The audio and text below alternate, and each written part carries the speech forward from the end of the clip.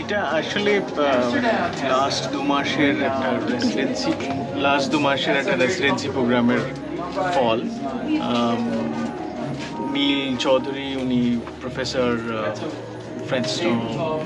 California state ইউনিভার্সিটির, উনি এসছেন 2 মাস ধরে কাজ করছেন এখানে। আর উনি আমাদের সঙ্গে শিখেছেন একটা প্রসেস, সেই প্রসেসটাকে বলা হয় ক্যালোটাইপ। ক্যালোটাইপ হচ্ছে সেই পদ্ধতি যেটা প্রথম ফটোগ্রাফির নেগেটিভ পজিটিভে ধারণা নিয়ে আসে, যে ফটোগ্রাফিতে যে নেগেটিভ বলে একটা বস্তু হয় সেইটা ধারণাটাই তৈরি হয় ক্যালোটাইপের মাধ্যমে।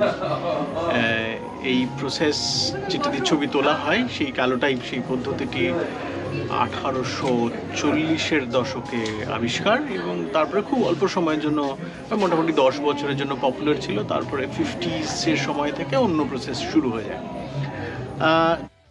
This is actually a really long story. I don't think you want to hear the whole thing. But I will start with my father is actually from West Bengal, from Howrah. And so I have kind of a natural attraction to this region to learn a little bit more about my own ancestry. But I've been to Calcutta many times. Calcutta, whatever it's called now. And I really wanted to know more about the rest of West Bengal, like not the big city, but how people are living in small places.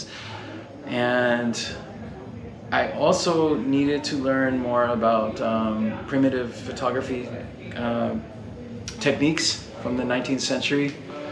So, and thirdly, I was very interested in the legacy of Tagore, because that was a hero of my father, and I didn't know much about him. And so all of these paths kind of led to the same place.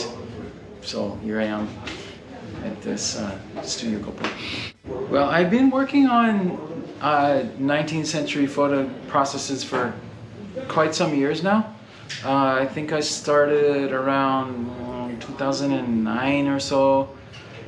And the first project I did was actually a series of portraits of street vendors in Mumbai. And I started working that way because it was very slow, actually, which is a paradox because everybody wants photography to be quick. But I've done street photography for many years. I was also a photojournalist. And I found that the quick approach is sometimes a little too surface. Like you move too fast and you don't get to know people. And so I thought by slowing down and using a large format camera and slower processes, I would spend more time in a place and get to know things a little bit more deeply, have time for conversations. And it also means that you have to collaborate with people. You can't just take a picture and run away. You actually have to speak with people. You have to get to know them a little bit. You have to learn something about their world and involve yourself more deeply. So when I came here, I wanted to do something in that kind of arena, but a little bit different. And so instead of going forward in history, I went backwards to work with calotypes, which were invented by Henry Fox Talbot. And he had actually announced that invention of that technology in like 1839, but he was working on it for a few years previous to that as well. So it's a very old idea. Pooja? Yeah, I'm Pooja. I recognize your picture from Instagram. Nice Yeah, I to don't meet know your methods. Actually, I don't know the 10 বছরের জন্য যে জিনিসটি প্রচলিত ছিল photography জগতে, সেইটার খুব একটা ইন্টারেস্টিং ভারতীয় কানেকশন আছে। কারণ ভারতবর্ষে এই পদ্ধতিতে দীর্ঘদিন ছবি তোলা হয়েছে তার কতগুলো সুবিধের জন্য। তার মধ্যে একটা প্রধান সুবিধা হচ্ছে যে এই একটা পাতলা কাগজকে আমরা কেমিক্যালি সেন্সিটাইজ করা হয় এবং কেমিক্যালি কনভার্ট করা হয় একটা ফিল্মের মতন জিনিসে, এবং সেই ফিল্মটা আমি ক্যারি করতে পারি। তখনকার দিনের সমস্ত ফটোগ্রাফিক প্রসেসের যেটা সমস্যা ছিল সেটা হচ্ছে ল্যাব ক্যারি করতে হতো, কেমিক্যাল ক্যারি করতে হতো। এই প্রসেসটা এমন একটা প্রসেস ছিল যেখানে কেমিক্যাল ক্যারি করতে হতো না, ল্যাব ক্যারি করতে হতো না। এইটা নিয়ে ঘুরে বেড়ানো যেত, এবং ব্রিটিশ ফটোগ্রাফার্সরা যখন এসেছিলেন ভারতবর্ষে ছবি তুলছিলেন, ভারতের বিভিন্ন মনুমেন্টসের ছবি তুলছিলেন, অজন্তা আবিষ্কার হচ্ছে, তার অ্যানথ্রোপোলজিক্যাল ডকুমেন্টেশনস হচ্ছে, আর্কিওলজিক্যাল ডকুমেন্টেশনস হচ্ছে, সাঁচি আবিষ্কার হচ্ছে, সেই সমস্ত ডকুমেন্টেশনস এই পদ্ধতিতে করা এবং দীর্ঘদিন ধরে করা। পার্টিকুলারলি হাম্পির মেজর ডকুমেন্টেশন এই পদ্ধতিতে করা, ফলে এই পদ্ধতিটি ভারতীয় পার্সপেক্টিভে খুবই রেলেভেন্ট, খুবই কন্টেক্সচুয়ালাইজ করে, খুবই প্রপার। তো এই উনি যিনি এসছেন প্রফেসর, ওখানকার ওনার একটা ভারতীয় কানেকশন আছে। ওনার দীর্ঘদিন আগে পূর্বপুরুষরা ভারত থেকে বিলেতে চলে যান এবং সেখানে বসবাস করেন। ওনার একটি ভারতীয় নাম আছে শুধু, কিন্তু উনি আগাপাস্তলা আমেরিকান একজন। ফলে ওনার এই রুটের সন্ধানে খুঁজে আবার ফেরত আসা এবং একটা এমন একটা পদ্ধতিতে নিয়ে কাজ করা যে পদ্ধতিটার একটা ভারতীয় কানেকশন আছে, এইটা ওনার একটা মেজর ইম্পর্টেন্ট জায়গা ছিল যে কেন উনি ক্যালোটাইপ পদ্ধতি কাজ করলেন। এটা খুব ব্রিফলি বললে এরকম বলতে হয়, যেটা পাতলা কাগজকে পটাশিয়াম আয়োডাইড, ব্রোমাইড, ছানার জল,